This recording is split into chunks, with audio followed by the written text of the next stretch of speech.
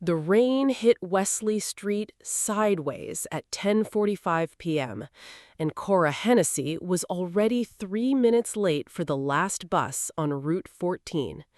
She tightened her grip on Ruthie's small hand and walked faster. Her waitress uniform from Maggie's diner clung wet to her shoulders. The $14 in tips folded inside her apron was the only money she had until Friday. "Mama, my fingers are cold," Ruthie said. "I know, baby. The bus is almost here." Hi, viewers. Before we go further, I need you to do two things for me. Subscribe to this channel right now. The people who scroll past mothers like Cora are the same people who walk past them on the street. Don't be one of them tonight. And drop a comment. What's the last thing you gave away when you couldn't afford to lose it? I read every one. Now back to Cora. The Route 14 sign glowed under the shelter ahead. She pushed forward into the wind, and that was when Ruthie stopped walking. There was a man on the bench, maybe 75. His shoulders were hunched, and his whole body was shaking. He wore a dark olive coat, too thin for the weather. A black knit beanie covered his white hair. In his right hand, he clutched an empty plastic takeout bag. "Wesley," Cora whispered, "that man is shaking." Cora didn't answer right away. She was tired. She had $14 in her apron. She had a daughter to get home. She had one coat, a thin gray waitress coat she'd bought 2 winters ago for $9. She looked at the man. Then she looked at Ruthie. Her daughter stared up at her with the certainty only a 6-year-old can carry. The certainty that Mama always did the right thing, even when it hurt. Cora let go of Ruthie's hand. She unzipped her coat. She walked into the shelter and draped it carefully over the old man, the way you'd cover a sleeping child. His head lifted slowly. His eyes were the palest blue Cora had ever seen. "Ma'am, I can't take this. You'll freeze." "You stay warm tonight. There's a shelter 2 blocks east on Liberty." His fingers trembled on the fabric. Cora noticed his nail clippings were clean, trimmed, the hands of a man who had not been on the street long, but she didn't think about that, not then. The bus rumbled towards them. Cora scooped up Ruthie and stepped to the curb. "Bye, mister. Stay warm," Ruthie called. The bus doors hissed open. They climbed on. The old man waved back, slowly, once. Then the bus turned the corner and he was gone. What Cora did not see was what the old man did next. He did not walk east toward the Liberty shelter. He pulled her thin gray coat tighter and walked west into the heart of downtown Cincinnati toward a 52-story tower with his own name carved in the granite above the front doors. Cora did not know it yet.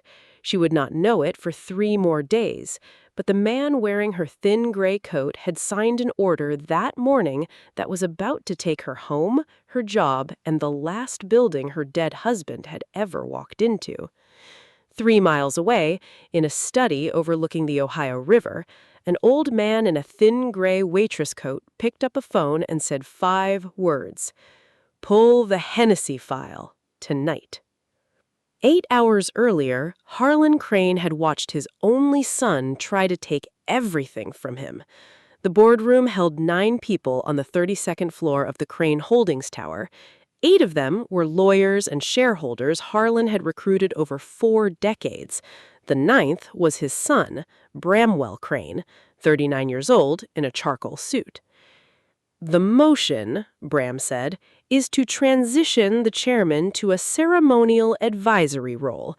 Furthermore, I'm proposing acceleration of Phase 3 residential acquisitions in Over the Rhine, the Wesley Street corridor."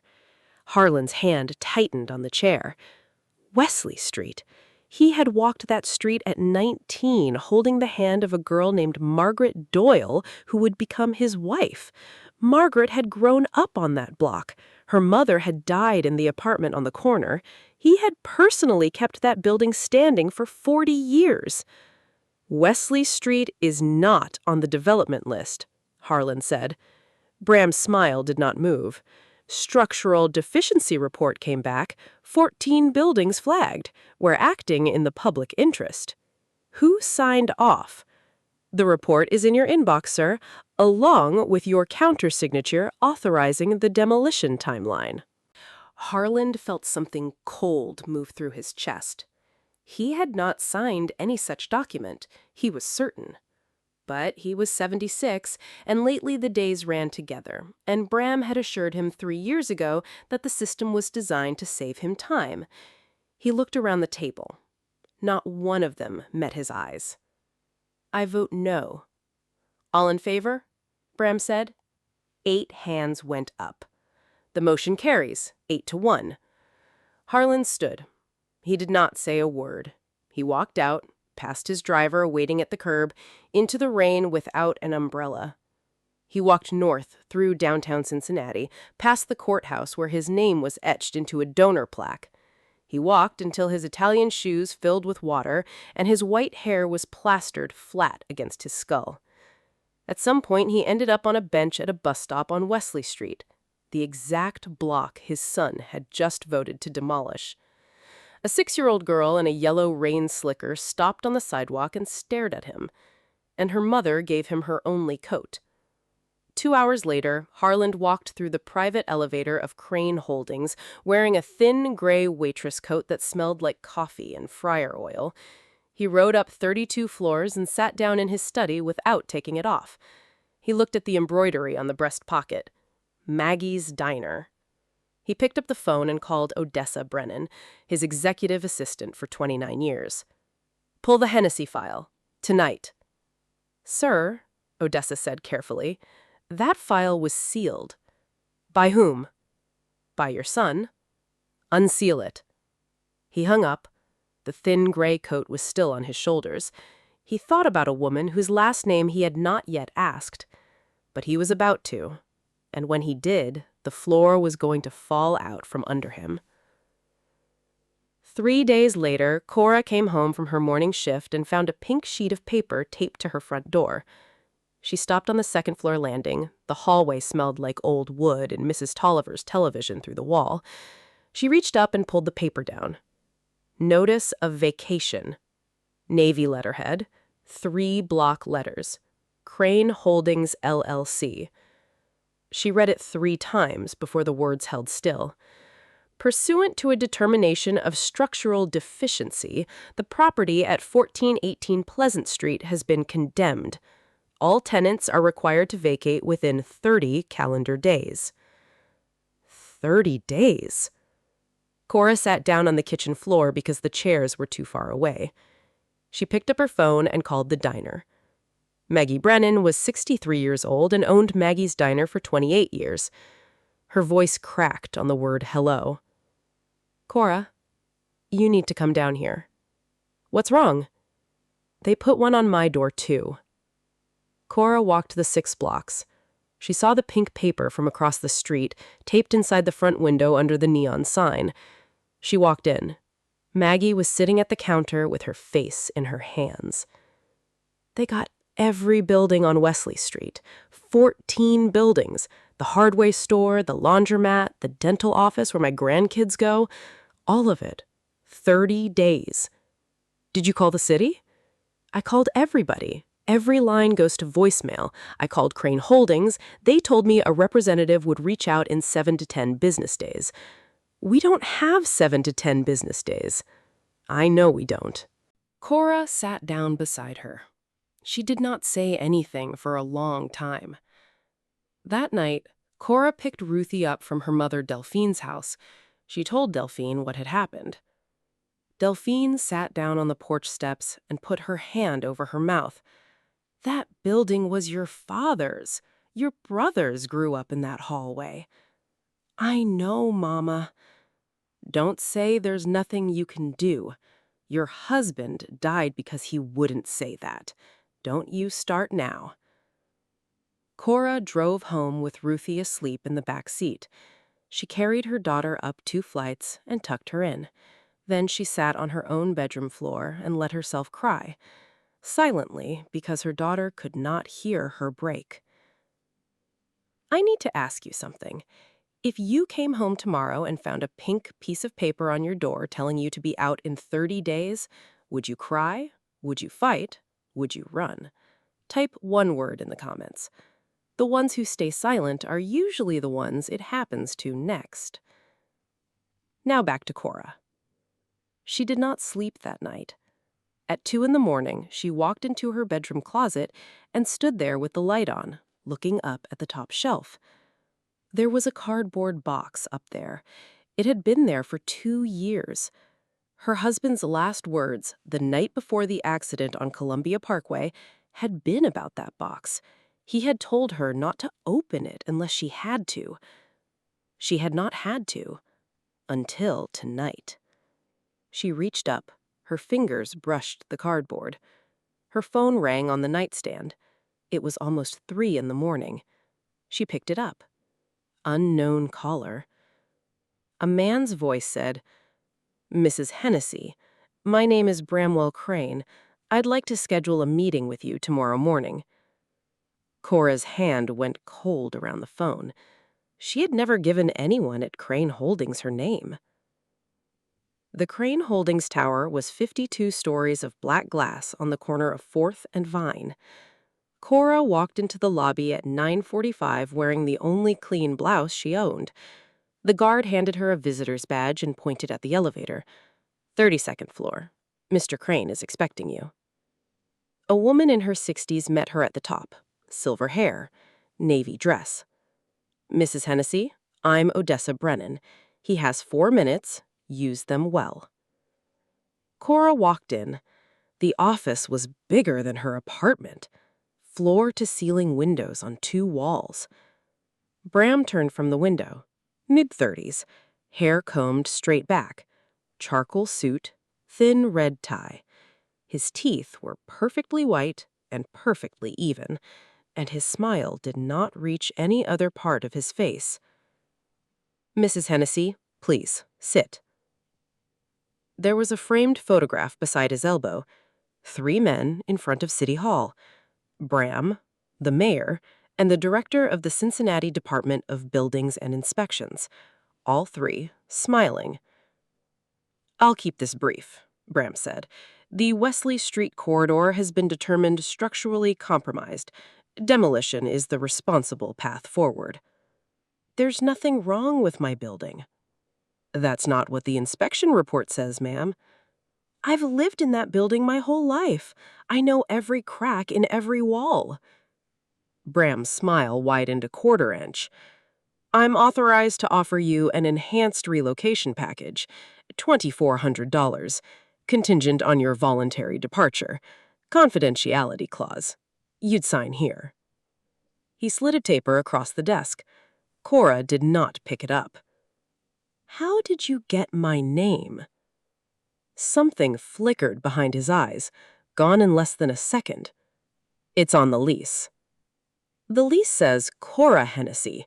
You called me Mrs. Hennessey on the phone last night before I'd ever spoken to you. My husband has been dead for 2 years." The silence was 3 seconds long. It felt longer. "My team is thorough, Mrs. Hennessey. That's all." On a single mother in a 2-bedroom walk-up? On every tenant whose displacement we manage. Cora stood. She left the paper on the desk. "Then I'll see you in 30 days, Mr. Crane." She walked out. Odessa Brennan was standing in the hallway as if she had not moved. Just before the elevator doors closed, Cora thought she saw Odessa give her a small, almost invisible nod. The elevator descended 32 floors. Her hands were shaking. He had known her last name. He had known she was a widow. He had known her before she walked into the building. She drove home faster than she should have. She did not pick Ruthie up from school. She called her mother.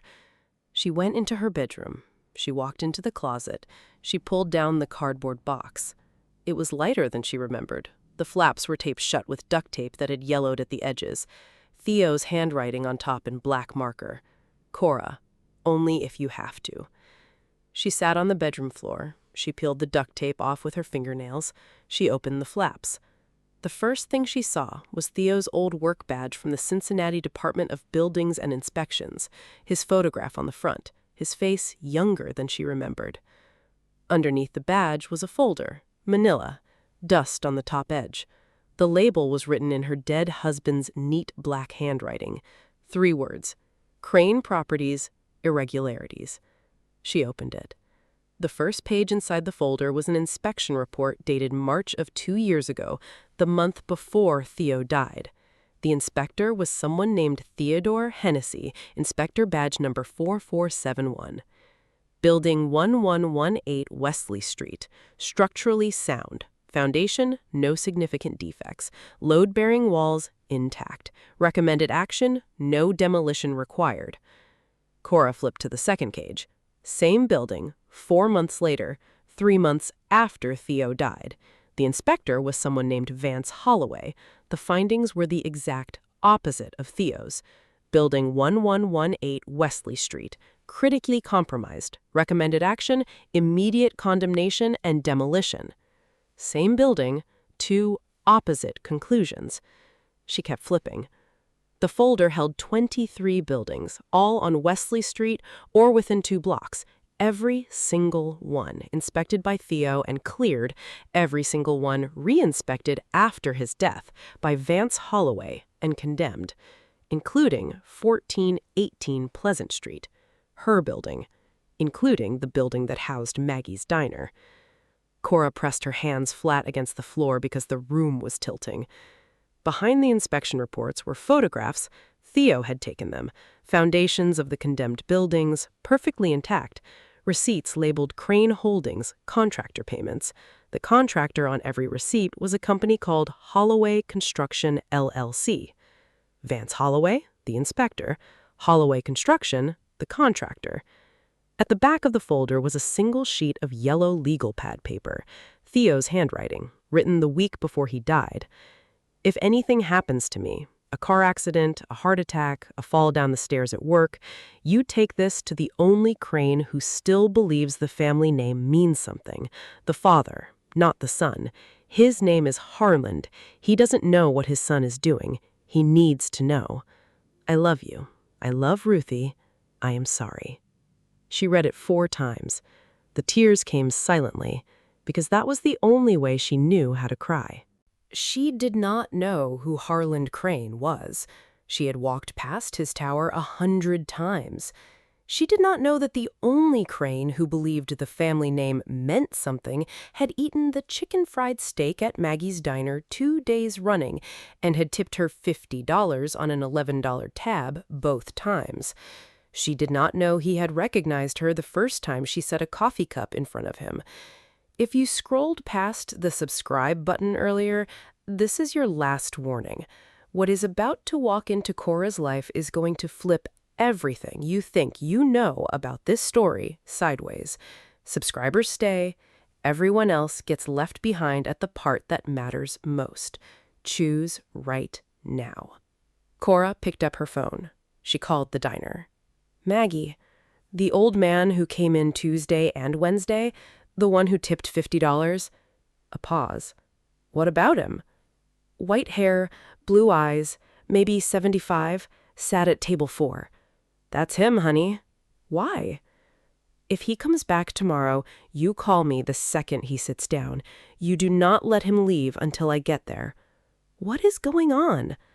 I'll explain later. Promise me. I promise. Cora hung up.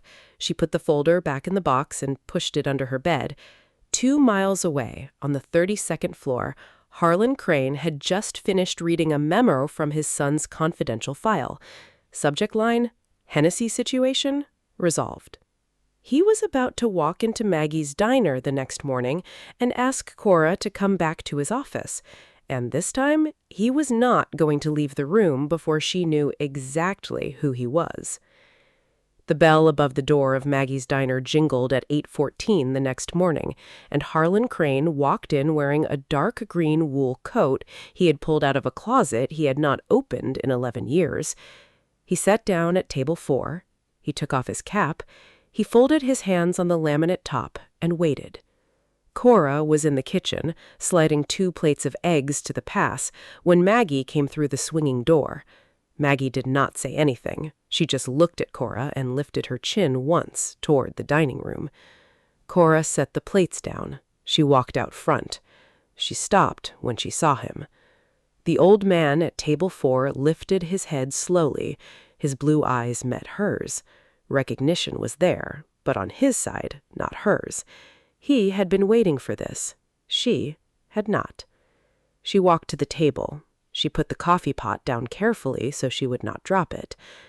"Good morning, sir." "Good morning, Mrs. Hennessey." The pot was halfway to his mug. Her hand stopped in the air. "You know my name?" "I know more than your name. May I ask you to sit down?" Cora did not sit. She set the coffee pot on the table. She glanced over her shoulder at Maggie, who was pretending to wipe the counter and watching every move. "Who are you?" "My name is Harland Crane. I owe you an explanation, and I owe your husband one, too. I would like to give both of them to you in my office this afternoon. I am asking, not telling." Cora's stomach dropped. The name landed in her chest like a stone dropped into still water. Crane, the father, not the son. The man Theo had written about on yellow legal pad paper the week before he died. The man she had given her only coat to in the rain. "You ate here Tuesday and Wednesday," she said quietly. "Yes." "You knew who I was?" "Yes." "And you didn't say anything?" "I wasn't ready to. I am now." Cora stared at him for a long time. The diner sounded very far away. Somewhere behind her, a fork clattered against a plate. The coffee maker hissed. The morning light coming through the front window caught the silver hairs at his temples. "My daughter gets out of school at 3, Cora said finally. "I'll come at 4. "Thank you." She picked up the coffee pot. She walked back to the counter. She did not look at him again for the rest of his meal. 2 miles away, in an office on the 32nd floor, Bramwell Crane was on a conference call when his executive assistant slipped a single piece of paper onto his desk. It was a printout of his father's calendar. 4 o'clock that afternoon, a meeting had been added. The name on the appointment line was Cora Hennessey. Bram set the phone receiver down without saying goodbye to the person on the other end. He stared at the paper for a full minute. Then he picked up his cell phone and dialed a number he had not dialed in 2 years. When the man answered, Bram said 3 words. "We have a problem."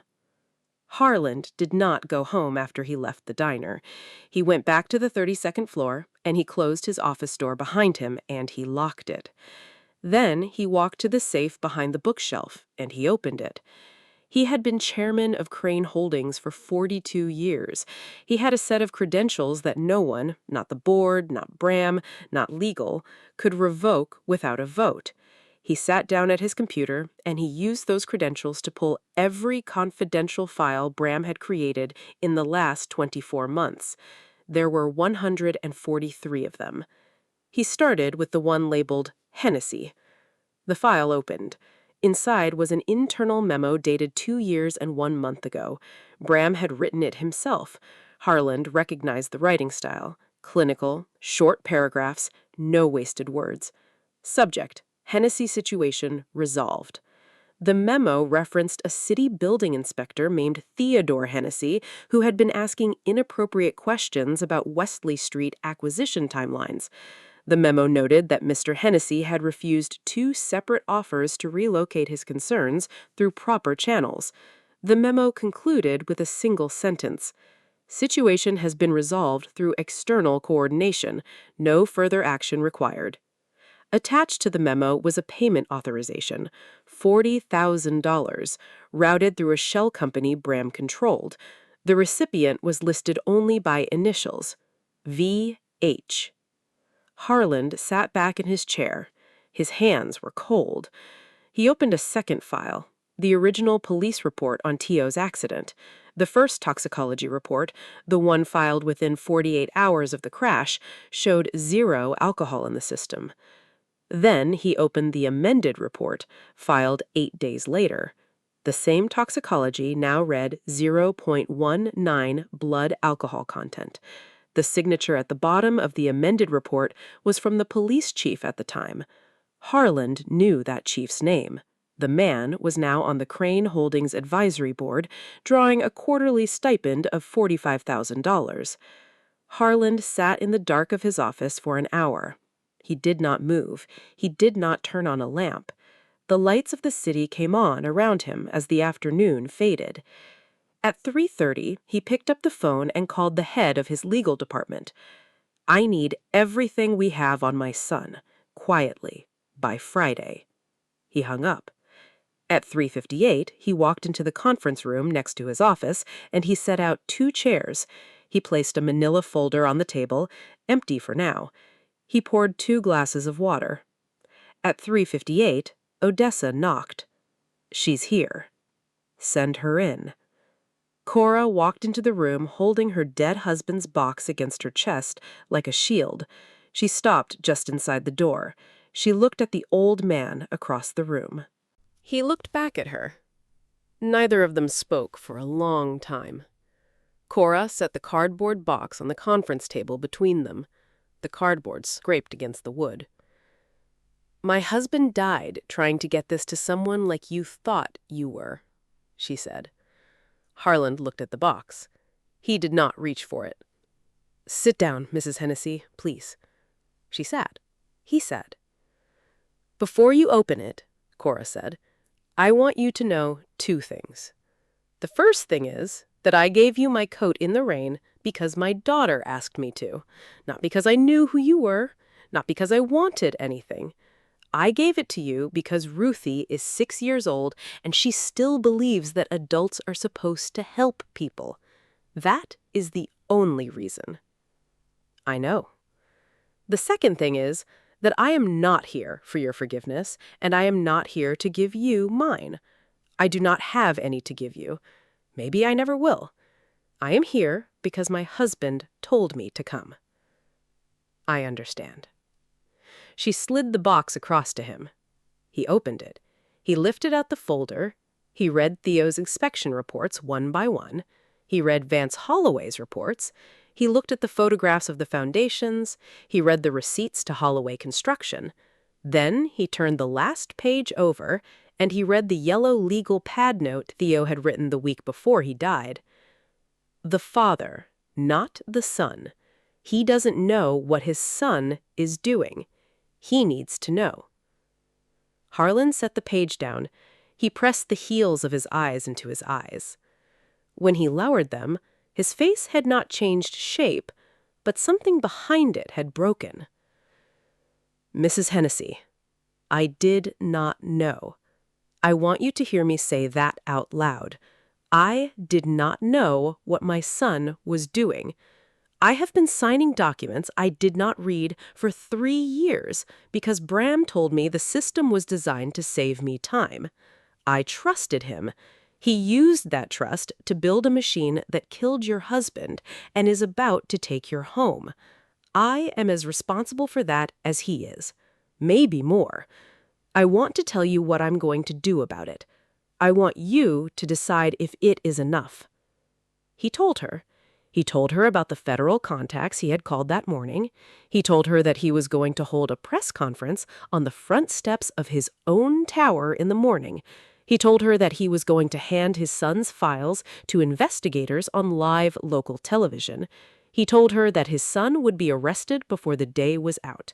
He told her that the demolition order on Wesley Street would be voided by emergency court action within 72 hours. "What does it cost you?" she asked. "Everything I built. My son. My health, probably. My name." Cora looked at him for a long time. The conference room was very quiet. "Mr. Crane, I want you to listen to me. I have not decided what you are to me yet. I do not know if you are going to be the man who saved my home or the man whose family killed my husband. Maybe you are going to be both. I do not know if I can hold both of those at the same time. but I am going to let you do what you said you would do, and then we will see." That is more than I asked for. It is exactly what you asked for. You just don't know it yet. I want to ask you a question, and I want you to answer in the comments. If you walked into that office and saw the man whose family destroyed yours, would you have handed him the box, or would you have walked out and let the whole empire burn down on its own? Comment 1 or 2. Just one number. Let me see this comment section split in half tonight.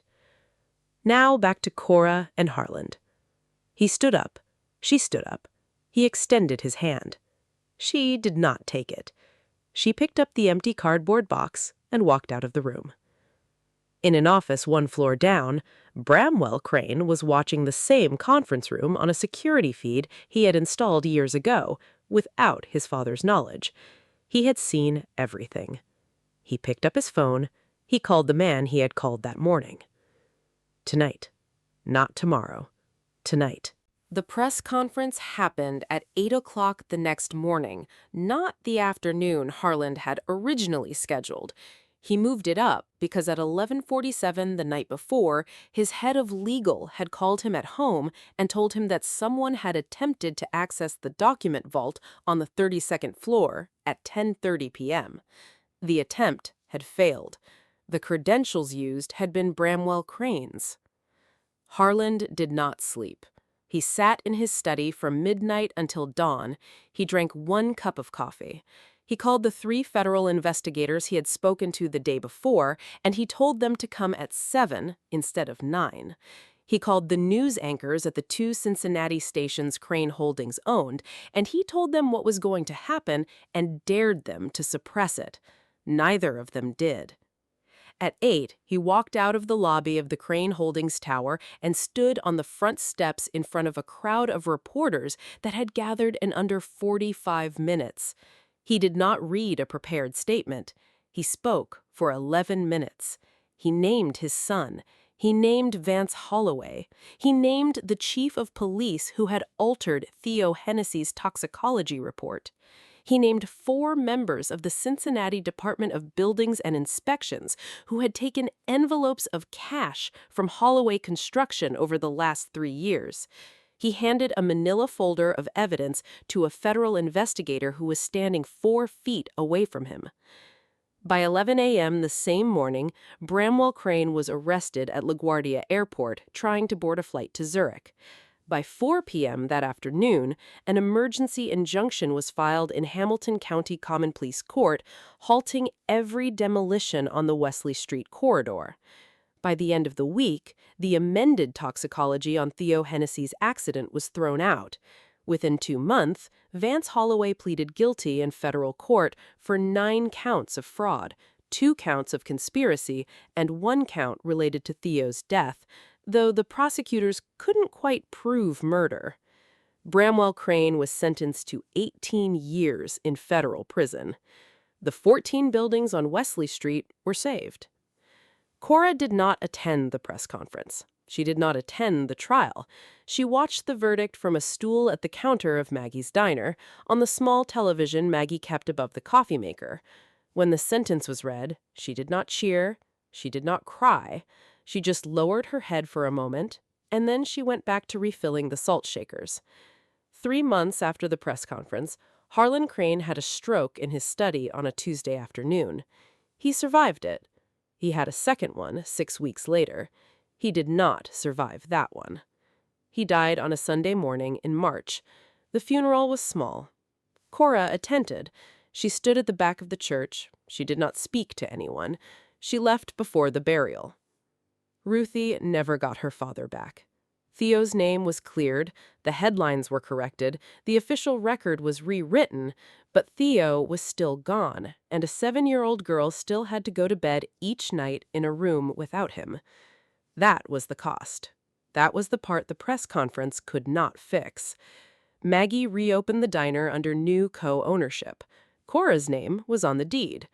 3 weeks after Harland Crane's funeral, a plain brown box arrived at Maggie's diner addressed to Cora Hennessey. She opened it at the counter on a slow Wednesday afternoon. Maggie was sitting beside her doing homework on a playmat with crayons. Inside the box was her coat. The thin, gray waitress coat she had given to a shivering old man at a bus stop 6 months earlier. It had been cleaned. The torn elbow had been mended. Underneath the coat was a handwritten note, Harlan's handwriting, dated the week before his first stroke. "You kept me warm long enough to remember who I was. I am giving you back more than the coat. Use it well. H.C." Underneath the note was a folded legal document, the deed to the entire Wesley Street corridor, 14 buildings, transferred into a community land trust, Cora Hennessey listed as sole trustee. The trust's stated purpose, written in Harlan's own hand at the bottom of the document, was one sentence long: to preserve, in perpetuity, the homes of the families this company tried to erase. Cora set the deed down on the counter. She did not cry. She had run out of crying a long time ago. She folded the coat carefully, and she placed it on the counter beside the register. She never wore it again. She did not need to. Ruthie looked up from her homework. "Mama, why do you keep that coat there?" Cora knelt down beside her daughter's stool. She tucked a strand of hair behind her ear. "Because one night I gave it away, baby, and the whole world came back changed." Cora Hennessey never told anyone the full story. She did not need to. Every brick on Wesley Street tells it for her. The diner is still open. The 14 buildings still stand. The families still live in them. And on the counter, beside the register, folded neatly under the glass of a small wooden frame, is a thin gray waitress coat that one woman gave away on a cold night to a man she did not know. If this story moved you the way I hope it did, here is what I'm asking. Subscribe to this channel and turn on the notification bell, because the next mother in this city, in your city, the one nobody is filming yet, deserves a story that gets told too, and you do not want to miss it the night it drops. And in the comments, do one thing for me. Type one word, just one, the name of someone's kindness you have never forgotten. Let me read them. Let's fill this comment section with the people the world tried to erase. And let's inspire the next person who scrolls past to remember that one small act in the rain can change everything. I'll see you in the next one.